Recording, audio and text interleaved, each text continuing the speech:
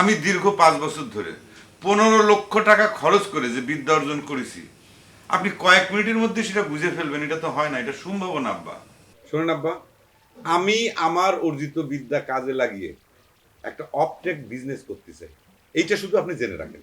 তুমি ট্রাকের ব্যবসা করো কি পিকআপ ভ্যানের বিজনেস করো, তার জন্য আমার অনুমতি লাগবে। আমি কখন বললাম যে আমি ট্রাকের বিজনেস করব?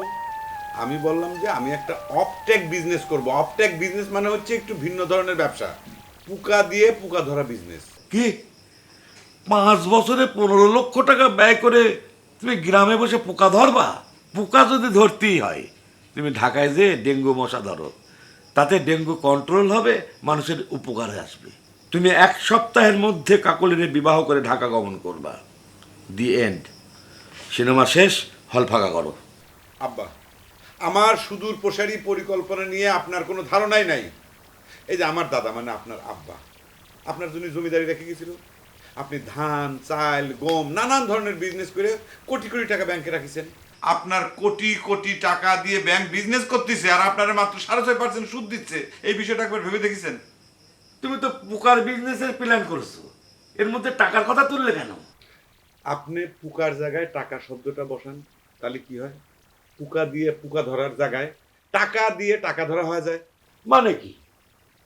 টাকার গায়ে আঠা লাগায়ে টাকা ধরার জন্য তুমি বনে বাজারে ঘুরে বেড়াবা? হ্যাঁ, তোমার কি মনে হয় টাকা বাতাসে ওড়ে? আব্বা, আপনি একটু বুঝার চেষ্টা করেন। আপনার ব্রেনটা আপনি প্লিজ একটু ধার দেন। আমার বেরেন ধার দিয়ে টনটনা করাই আছে, বুঝেছ? এ না, তোমার 1000 টাকার নোট দিচ্ছি, এর পিছনে আঠা লাগিয়ে তুমি ঢাকা চলে যাও। সেখানে শুনেছি টাকা হাওয়ায় উড়ে বেড়ায়, সেখানে গিয়ে টাকা দিয়ে টাকা ধরে যাও। আব্বা, এই 1000 টাকায় হবে না, একটু বাড়াই দিতে হবে। আমার ব্যবসার জন্য 1 কোটি টাকা লাগবে। কি? 1 কোটি টাকা? আরে বাবা রে, আরে বাবা রে, তুমি সন্তান হয়ে পিতার এই প্রেশার সার্কিটের কথা মনে ছিল না? মনে নাই? যা বাবা, যা বাবা, প্রেশার মেশিনটা আমার মেপে দে ওরে বাবা, প্রেশারটা তত্তর করে বেড়ে যাচ্ছে প্রেশার, ওরে বাবা রে। 1 কোটি টাকা। সরি বড় মা, ভেতরে পিতা পুত্রের দ্বিপাক্ষিক যুদ্ধদ্বার বৈঠক চলছে। ভেতরে কোনো থার্ড পার্টির প্রবেশ নিষেধ আছে। আপনি আপনার চিরপরিচিত রান্নাঘরে ব্যাক করেন। লৌকা বেটা, দেখ কিভাবে খুয়াব আমার অপমান করতেছে। আগে 2 গালে 2টা শর্মা, তারপর কথা। আম্মা তুমি শান্ত হও, আলোচনা আপাতত মুলতবি আছে। মুলতবি হয়েছে তো মিটিংয়ের রেজাল্ট কি?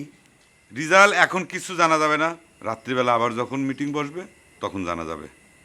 আপাতত মালিক পক্ষ হৃদযন্ত্রের ক্রিয়া বন্ধ। কি বলেন?